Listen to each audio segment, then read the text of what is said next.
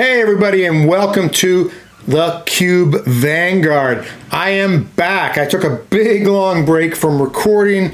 I was quite busy and I just didn't have the time. But I realized when I went on the VM100 show how much I like doing this and how good I am. So I'm back. No one's gonna hold me in the stack because I will attack and break their back. There we go. A little bit of a rhyme to start off. Just joking. Anyways, so you can see I'm not wearing swag today. Well, I am. There's the VM Legend shirt swag. But I'm wearing this. This is not swag. This is a moose hat. See, it actually says moose. This was purchased in Algonquin Park. Now, you might, where's Algonquin Park? Well, it's north of Toronto. It's like a big, huge park. And there's moose, there's bears, there's bad weather and stuff. Sometimes go camping there. Haven't been in a few years, but well, no, last year went. But why a moose and not a bear? Well, I've run into bears. First of all, bears don't really do much to you. They walk away. They can actually smell you from far away. So if you run into them, they're probably like busy eating berries. They didn't notice. They know you're coming. They don't really care. The problem is the moose are more dangerous. And I'll tell you why. Because in parks, and especially if you're walking around hills, there are these paths, right? Well, the moose like to run on these paths. And these are big moose. I mean, they're taller than me. And when they're running, they're not paying much attention. And if you get in their way, guess what? Boom. So that's why this is actually scarier than a bear. That's why I wear the moose hat. But yeah, it wasn't swag. It wasn't free. It cost quite a bit of money, but because it's good quality too, right? But I like it because it's comfortable and you're supporting the park when you're in there. Anyways, enough about Algonquin Park and camping and rhymes and stuff. I'm back to Kube Vanguard. Now I renamed the channel a few times. I had a mid YouTube crisis. Okay, mid YouTube crisis means that I was kind of like drained creatively. I didn't know what to do.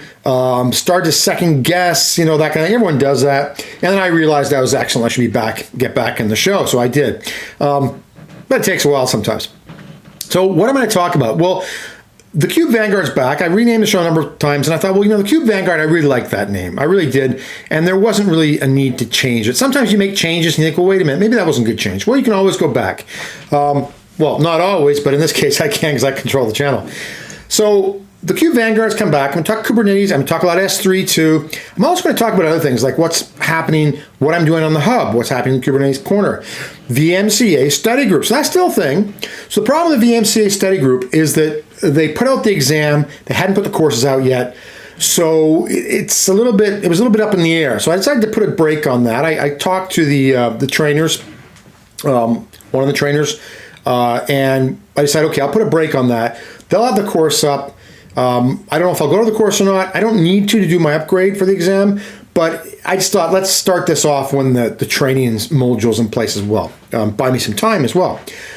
But let's talk Kubernetes, because it's still Kubernetes Corner, still Kube Vanguard, and I wanted to show a new series that I'm writing, and I promise to be disciplined. So let's go and take a look at that. So we'll take a look at the hub.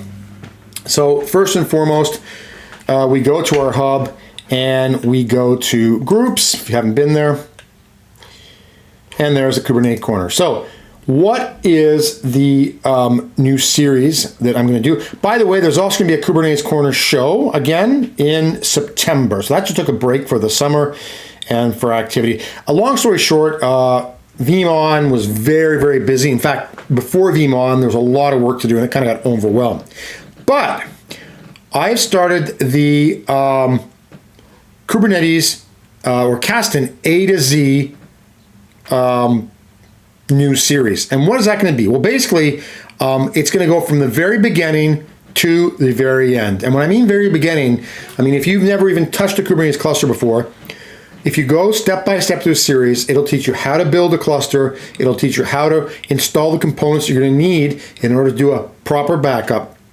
And then I think, and that's probably soon, because I think I finished the install part, we'll install Kasten. We'll look at the latest and greatest Kasten. Kasten's added a lot of new interesting stuff, and we'll go through the Kasten documentation. I did this once before, a little bit maybe too pedantically, because I was like going through the documentation. This will be a bit more freestyle, through the documentation, doing examples, but not like line per line, putting people to sleep. After doing this series, you should have a good grasp on Kasten at least. Now, Kubernetes is a much bigger subject.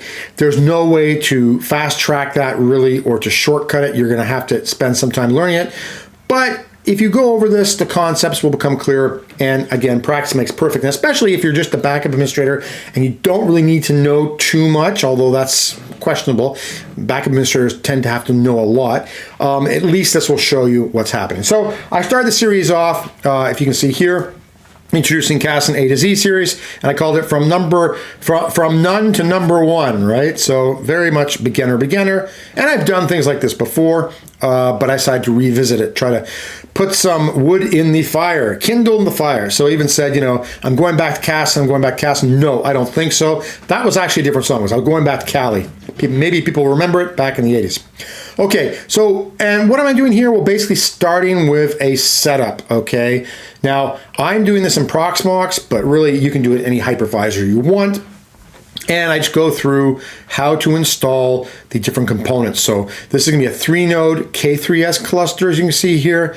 And if you follow these instructions step by step, you should end up with a 3-node cluster. You can see here. I even gave you the instructions on how to create an alias, I believe, or maybe I didn't. Well, in which case I should tell you how to do that. It's pretty simple. If you see there's a k get nodes in that command, in fact, you could do kubectl get nodes. Okay, that'll be the same thing, but there is an alias there. I thought I put the alias in here. If not, I will add that in. Okay, so that was the first series. The second series came out a week later, and this is where I was installing some extra components. So depending on the distribution you use, and I've chosen K3S, it might come with all the components you can start backing up with, or it may not. So if you're using a cloud distribution, everything will be there. Of course, it's going to cost you money. If you're doing it yourself, then you're going to have to do some extra work. And in this case, we need to install the external snapshotters because that's what Kasten's going to use. It's going to use snapshots to back up your data. So the CSI snapshotter, external snapshotter, and I show you how to install that. By the way, when we did our install, and I explained it in the first series, we did not install with the default service load balancer comes with K3S because it doesn't really work well for a multi-node cluster. So we disabled that, but we left traffic in there as an ingress controller. So we also have to add here a load balancer, and MetaLB is a load balancer you can use, and that way you will be able to leverage that, and your ingress will be able to leverage that. So that was the next thing, and I even did a little pod, created a little pod here, and then went to the pod and played around with that. So that was the second part of the series, and the third part of the series, the last one that I just did, was dealing with storage, because so K3S comes with default storage called local storage, but it's not CSI. It doesn't have a CSI snapshotter, so you can't do snapshots with it. As for Kasten, we can't do that. And now you used to be able to do generic backups with that, but you might have noticed Kasten now, to be able to do generic, so non-CSI backups, you have to contact Kasten support and they have to enable it.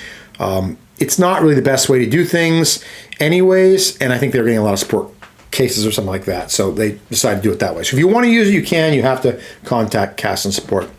But here we decided to install, or I say that we, the royal we, as a big Lebowski would say, Longhorn. Longhorn is also from the same folks that created K3S, so it's kind of nice, and it has a nice little dashboard.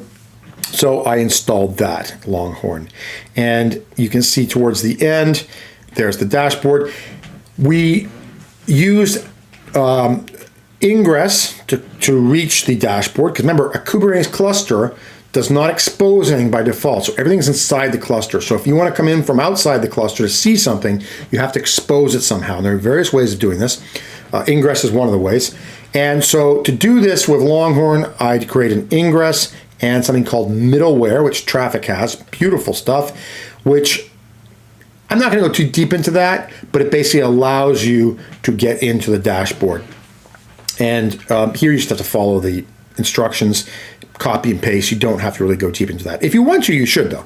Okay, and you end up with this beautiful dashboard, and there's all sorts of stuff you can do in there, but I kept it quite simple.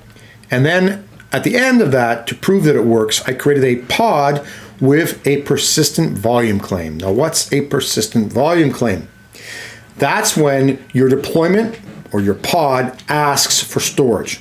So Longhorn was installed. Longhorn has a storage class, and in your manifest you say, I've got a P, well, you can put it in there, you can put it separate, but I've got it here, if you see right here, persistent volume claim. I would like, and I'm requesting here 1 gigabyte of storage class name Longhorn. So it goes to the Kubernetes cluster, it says, give me please this, and Longhorn, the Longhorn controller in there will then create a persistent volume.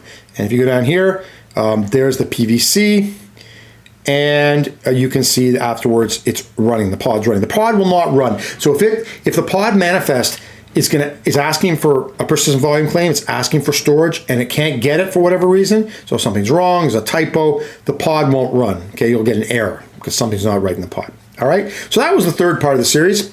So next time, which will probably be this weekend, I will create part 4, and that's when we're going to start with Kasten. I think probably to keep it simple, we'll start off with just an install, get the dashboard up, and then we'll start going through all the different scenarios. It'll be a lot of fun. There's a lot of new stuff in Kasten, and I think it's growing. It's getting easier. Kubernetes is getting more interesting. Nothing gets easier in life. You know that. All right, so that's the Kube Vanguard for this week. I'm going to try to do this every week. I know I say that sometimes, and I disappear for 6 months. Well, not 6 months, but for a while until I get new shoes or something from Veeam. Then I feel I must do a video. No, I'm going to be disciplined and do this more often. All right, folks, we will see you next week on the Kube Vanguard, and please follow the Kasten A to Z from none to number 1 series. It's a lot of fun. Remember, Kubernetes isn't difficult. It's fun. I mean, it's something you just, once you get the knack of it, there's so much you can do. You forget you're doing work, okay? All right, we'll see you next week on the Kube Vanguard.